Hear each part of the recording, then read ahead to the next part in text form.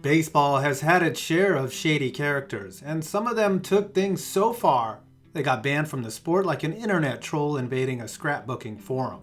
These next 5 people were banished from Major League Baseball, and you won't believe the reasons why. Coming up right after this. This is number 5, Marge Schott. You ever get drunk and get on the internet and make a few disgusting tweets and lose nearly everything you have? Well, before Twitter was invented, you had to say disgusting things out loud to people listening. And you might have had plenty of time to really think about what you were going to say before you said it. And that's not what former Cincinnati Reds owner Marge Schott did in 1992 when she allegedly said the following actual quotes. And my personal favorite. I can't even address these. I don't know, maybe she was just naive. I mean, everybody knows things started off under the furor just great. But then you have the part about her referring to her star players Eric Davis and Dave Parker as $1 Million M. And she really did say that, and bitch, you went too far after that. And it was in 1996 that Bud Selig banned her fat face from day-to-day operations, but she was actually reinstated 2 years later and sold the team a year after that. Could you imagine if an owner said those types of things today? She died in 2004. Number 4, Chris Correra. Everyone suffers through a difficult breakup, right? Well, at least millennials do.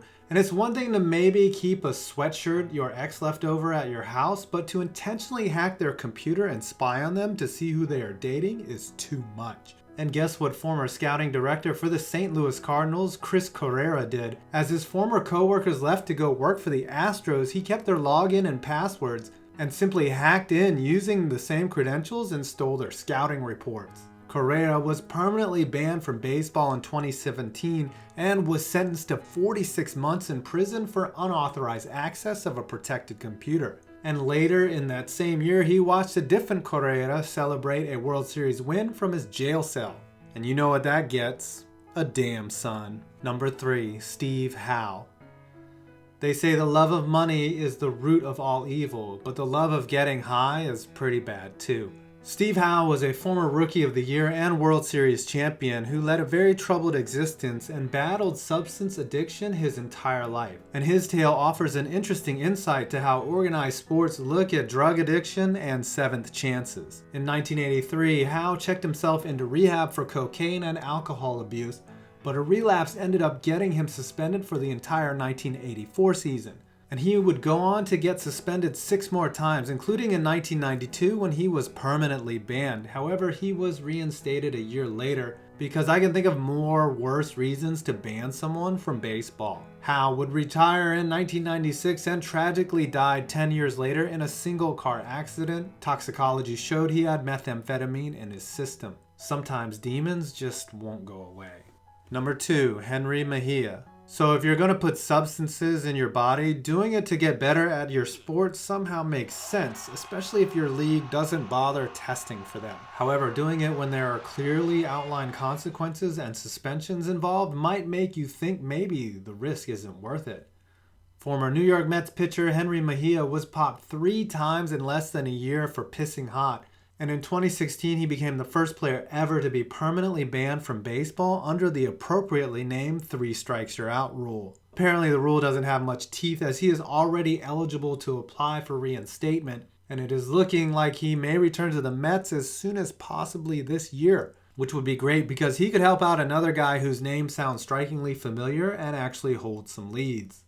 Number 1, John Koppel. So let's do a quick recap of the list so far. We have a racist, a drug abuser, a computer hacker, and a steroid user. And that brings us to our last entrant, signer of free agents.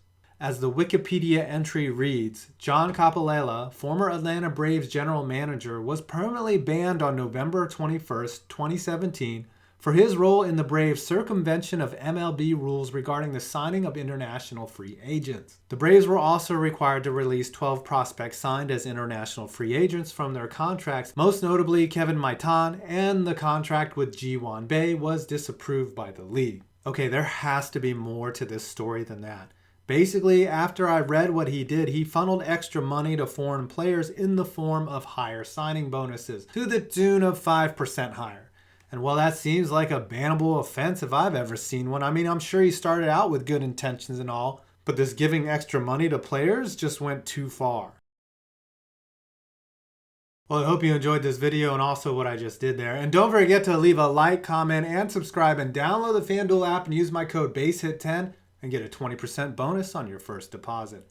I'm 5 Points Vids, and you made it to the end of this video. And for God's sakes, don't post something stupid in the comments like the word pickles and get banned.